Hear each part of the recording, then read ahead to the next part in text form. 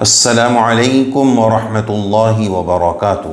بھائیوں بہنوں، دوستوں، بزرگوں، عزیزوں، امید ہے آپ سب خیریت اور عافیت سے ہوں گے۔ اللہ تعالیٰ سب لوگوں کو خوش رکھے، آباد رکھے، اپنے حفظ و امان میں رکھے۔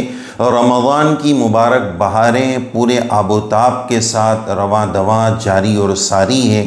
اللہ تعالیٰ اس رمضان کی انوارات اور برکات اور خیر ہم سب کو نصیب فرماوے، اور الحمدللہ ایمان والوں نے ماہ مبارک کی سب سے اہم ترین عبادت روزے کا اہتمام بھی شروع کر دیا ہے۔ آج ہم آپ کی خدمت میں روزے کے کچھ اہم فائدے پیش کرنا چاہتے ہیں، بطور خاص دنیاوی فائدے کہ روزہ رکھنے سے دنیا میں کیا کیا فائدے ملتے ہیں، اس لیے کہ آج انسان کی طبیعت کرنٹ نفع کو چاہتی ہے۔ اس کا کرنٹ فائدہ کیا ہے؟ اسی وجہ سے اللہ تبارک و تعالیٰ نے ایک جگہ پر ایمان اور عمل صالح کا کرنٹ پروفٹ اور بینیفٹ بتایا ہے، فَلَنُحْيِيَنَّهُ حَيَاتًا طَيِّبًا۔ تو روزہ جیسے عبادت کما کتب علی الذین من قبلکم، جو تمام شریعتوں میں رہا ہے، از آدم تا ایدم تمام شریعتوں میں جو عبادت رہی ہے، ظاہر ہے کہ اس کے بہت سارے فوائد ہوں گے۔ اس میں سے کچھ اہم فائدے جو بطور خاص دنیاوی فائدے ہیں، وہ آج ہم آپ کی خدمت میں پیش کرنا چاہتے ہیں۔ سب سے پہلے نمبر پر روزے کا ایک فائدہ ہم نے یہ نوٹ کیا ہے کہ بھوک کی وجہ سے، روزہ رکھنے سے جو بھوکا رہیں گے، اس بھوک کا ایک فائدہ یہ ہوگا کہ غریب کی غربت کا احساس ہوگا، کہ جو غریب نان شبینہ کا محتاج ہے، جو ایک وقت کی روٹی کا محتاج ہے، ایسے لوگوں کی غریب کی غربت کا کیا حال ہوگا۔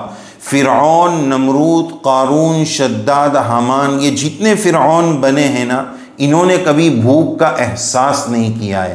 پیٹ بھرے کو کبھی بھی غربت کا احساس نہیں ہو سکتا ہے۔ تو اس کا ایک فائدہ اپنی اوقات کا پتہ چلنا، غریب کی غربت کا احساس ہونا ہے۔ اسی طرح حدیث پاک میں معجم طبرانی اوسط میں روایت موجود ہے، اللہ کے نبی صلی اللہ علیہ وسلم کے فرمان عالی شان میں ہے، صوموا تصحوا، روزہ رکھو تو صحت مند ہو جاؤ گے، تندرست ہو جاؤ گے۔ یہاں ہم ایک بات یہ بھی عرض کرنا چاہیں گے کہ روزہ اللہ کے لیے رکھنا ہے، اللہ کا حکم سمجھ کر رکھنا ہے، ثواب کی امید پر رکھنا ہے۔ بعض لوگ یہ نیت کر لیتے ہیں کہ اب موٹاپا بہت بڑھ گیا ہے، تو چلو رمضان میں اس طرح میں پورے مہینے کے روزے رکھ کر 12 کلو 15 کلو وزن تو یوں ہی فیٹ لاس کر لوں گا۔ تو روزہ گویا اصل نیت یہ بنا لی ہے کہ فیٹ لاس کرنا ہے، وزن اتارنا ہے۔ نہیں، روزہ اس لیے رکھنا ہے کہ اللہ کا حکم ہے، ایماناً واحتسابا، ثواب کی امید پر رکھنا ہے، یہ نیت کرنی ہے۔ مختصر لفظوں میں یوں سمجھیے کہ بھینس خریدنا ہے تو گوبر کی نیت نہیں کی جائے گی، دودھ کی نیت کی جائے گی، گوبر تو پلس جو ہے مل ہی جائے گا۔ تو اسی طرح یہاں پر ہمیں اللہ کی رضا، اللہ کے حکم کی نیت کرنی ہے، ثواب کی نیت سے روزہ رکھنا ہے، اس کے دوسرے فائدے تو خود بخود مل جائیں گے۔ تو روزہ رکھنے سے صحت انسان کو نصیب ہوتی ہے۔ اور تیسرا فائدہ یہ ہے کہ خون کے اندر جو زہریلے مادے ہوتے ہیں، بھوک کی وجہ سے وہ خون کے زہریلے مادے ختم ہو جاتے ہیں۔ چوتھا فائدہ اس کا ہم نے یہ نوٹ کیا ہے کہ جیسے ایک نیو برانڈ گاڑی کو بھی چند مہینوں کے بعد سروس کی ضرورت پیش آتی ہے، تو یہ باڈی اور یہ معدہ جو سال بھر یوز ہو رہا ہے، استعمال ہو رہا ہے، اس کو اب ٹیوننگ کی، سروس کی ضرورت ہے، تو روزے کے ذریعے یہ اس کی سروس کرائی جا رہی ہے۔ اسی طرح اگلا فائدہ روزے کا یہ ہے کہ جب پیٹ بھرا ہوتا ہے انسان کا، تو اس کو بہت سارے گناہ کرنا آسان ہو جاتا ہے، خالی پیٹ سے گناہ سے بچنا بھی آسان ہوتا ہے۔ بھوکا پیاسا ہے، بھوک کا مارا ہے، وہ ایک جگہ دبکا بیٹھا رہے گا، اس کے لیے گناہ سے بچنا بھی روزے کے ذریعے آسان ہوتا ہے۔ اسی طرح روزے کا ایک فائدہ ہم نے یہ نوٹ کیا ہے کہ جب بندہ دن بھر کا بھوکا پیاسا رہتا ہے اور افطار کے وقت اس کے سامنے جب نعمتیں سجی ہوئی ہوتی ہے، دسترخوان پر چنی ہوئی ہوتی ہے، وہ کھاتا نہیں ہے، اس لیے کہ ابھی اللہ کا حکم نہیں آیا ہے، ابھی اذان نہیں ہوئی ہے۔ جیسے ہی اذان ہوتی ہے، کس جذبہ شکر کے ساتھ وہ کھاتا ہے، یہ جذبہ شکر اللہ تعالیٰ چاہتے ہیں کہ میرا بندہ شکر گزار بنے، اس شکر کے ذریعے وہ اللہ کی نعمتوں کو اور زیادہ حاصل کر سکتا ہے۔ تو یہ بھی روزے کا اور افطاری کا ایک فائدہ ہے۔ اسی طرح ایک فائدہ یہ ہے کہ روزے کے ذریعے صبر کی پریکٹس اور عادت ہے کہ جو شوہر بیوی سے اس لیے جھگڑ پڑتا ہے کہ کھانا وقت پر اس کو نہیں ملا، 15 منٹ آج لیٹ کیوں ہو گیا، روزے کے ذریعے 13-14 گھنٹہ کا روزہ رکھوا کر، اتنے گھنٹوں کے روزے رکھوا کر اس کو صبر کی عادت کروائی گئی کہ جب آپ 13-14 گھنٹہ روزے میں بھوکا رہ سکتے ہیں تو بیوی کی وجہ سے پکانے میں آگے پیچھے ہو گیا، 13-14 منٹ 15 منٹ آپ تاخیر کیوں برداشت نہیں کر سکتے، یہ گویا صبر کی عادت ہے۔ اسی طرح ایک آخری فائدہ روزے کا یہ بھی ہے کہ روزے کے ذریعے شہوت کنٹرول میں آتی ہے۔